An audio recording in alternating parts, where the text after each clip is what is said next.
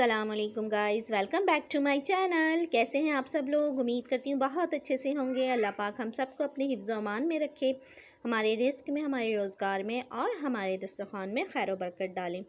तो जनाब, आज मैं बना रही हूँ बहुत ही ज़बरदस्त, मज़ेदार, चटखारेदार और बहुत ही यूनिक सी रेसिपी मैं आपके साथ शेयर करने लगी हूँ। जनाब, मैं आज बना रही हूँ टमाटर गोश्त। ये बहुत ही मज़े की रेसिपी बनती है। इसमें टमाटरों का जो टेस्ट आता है वो बहुत ही मज़े का होता है और डिफरेंट होता है। इंशाल्लाह आपको ज़रूर पसंद आएगा। चलें जी, स्टार्ट करते हैं अपनी इस मज़े की रेसिपी को। बिस्मिल्लाहिर्रहमानिर्रहीम। सबसे पहले मैंने लिया है आधा कप कुकिंग ऑयल और उसमें मैंने एक प्याज ली है मीडियम साइज़ की और उसको हम अच्छा सा ब्राउन कर लेंगे। इसमें ये देखिए प्याज हमारी कितनी अच्छी सी ब्राउन हो गई है। इसके बाद मैंने हाफ़ केजी बीफ लिया है। बीफ में बना रहे हैं आज हम इसको। बीफ और चिकन दोनों में ही बहुत मज़े का लगता है। अभी हम बीफ में बना रहे हैं। मैंने ये बगैर हड्डी वाला लिया है, हड्डी वाला भी ले सकते हैं, ठीक है। और इसमें हमने डाला है 1 चम्मच भरकर लहसुन अदरक का पेस्ट और इसको हम बहुत अच्छे तरीके से भून लेंगे ताकि इसका कच्चापन जो है लहसुन अदरक का वो ख़त्म हो जाए, उसकी स्मेल ख़त्म हो जाए। उसके बाद मैंने इसमें ऐड किया है नमक हस्बे ज़ायक़ा और फिर इसमें मैं डालूँगी 1 चम्मच भरकर पिसी हुई लाल मिर्च का पाउडर और 1 चम्मच ही मैं डालूँगी पिसा हुआ धनिया और आधा चम्मच डालूँगी हल्दी। अब इस टाइम पे बस हम यही मसाले डालेंगे। इसके बाद इसकी हमने बहुत अच्छे से भुनाई करनी है। इतना अच्छा भूनना है इसका कि सारा ऑयल ऊपर आ जाए। ये देखिए सारा ऑयल आ गया है ऊपर। अब इसमें हमने ऐड करने हैं टमाटर। टमाटर हमने लिए थे 1.5 किलो, ठीक है। और इसको मैंने मोटा मोटा ग्राइंड किया है, बिल्कुल बारीक पेस्ट नहीं बनाना, हमने इसको मोटा मोटा ग्राइंड करना है, ठीक है। और इसको हम इसमें डालेंगे और इसी के अंदर गोश्त को हमने गलाना है। हमने एक्स्ट्रा पानी नहीं डालना क्योंकि टमाटर में भी बहुत ज़्यादा पानी होता है, तो फिर बहुत ज़्यादा पानी हो जाएगा। और इसको हम ढक कर रख देंगे गलने तक। बीच बीच में हमने इसको चेक भी करते रहना है, ठीक है।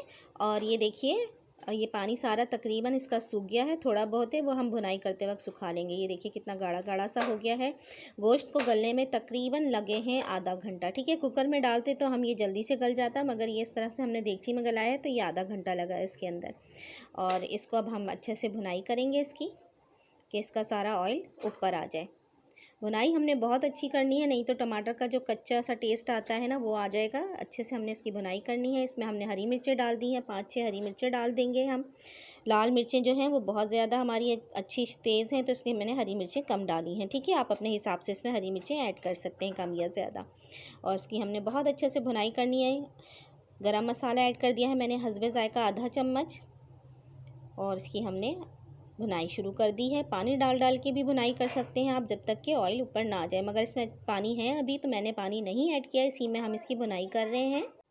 माशाल्लाह से बड़ी ज़बरदस्त सी खुशबू आना शुरू हो गई है। गोश्त हमारा भुन गया है, मसाला हमारा।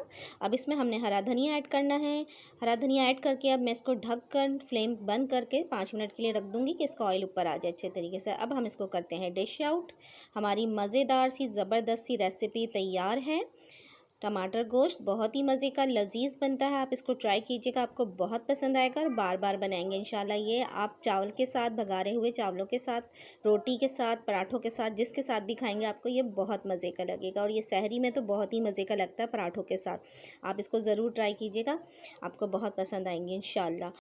और जनाब, जिन्होंने अभी तक मेरे चैनल को सब्सक्राइब नहीं किया है तो प्लीज़ मेरे चैनल को सब्सक्राइब कर लीजिए और बेल आइकन के बटन को प्रेस करना नहीं भूलिएगा और अपने दोस्तों के साथ शेयर कीजिएगा, कमेंट्स कीजिएगा और मुझे बताइएगा कि मेरी ये रेसिपी आपको कैसी लगी। और मेरी कोशिश होती है कि मैं आपके साथ छोटी छोटी और झटपट वाली रेसिपीज़ शेयर करूँ कि टाइम बहुत कम होता है। तो मुझे दीजिए इजाज़त। अल्लाह हाफिज़।